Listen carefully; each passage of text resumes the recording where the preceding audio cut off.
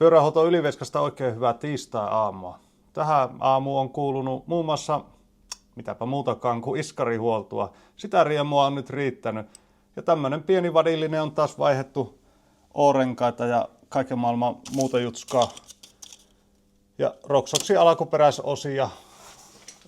alkuperäisiä öljyjä käytetään.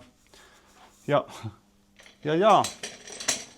täällä itse asiassa on se iskari nyt piinapenkissä sitten ja kyllä toimii makiasti kerta kaikkiaan. Tässäkin on vielä tämmönen vaimennuksen säätöruuvi erikseen, niin kyllä niin huomaa hienosti, että se nyt kun se on kunnolla uusilla öljyillä, uusilla tiivisteillä, niin siis se säätö toimii tosi jouhevasti ja sitten että tämä on niin hyvän tuntunen tämä iskari, että veikkaan, että ei tule asiakkaalta moitteita tästä rempasta. Hei, aikamoinen hässäkkä on näin kevään kunniaksi.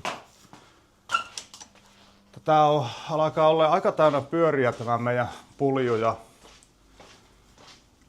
No näistä nyt, osa on myyntipyöriä, mutta siis ei niitä nyt kovin montaa ole, mutta koitetaan pärjätä, niin viedään pyörät ulos ja siellä olikin jo asiakas oven takana, niin minä lähden aukaisen hänelle oven ja ruvetaan remppahommiin. Moro!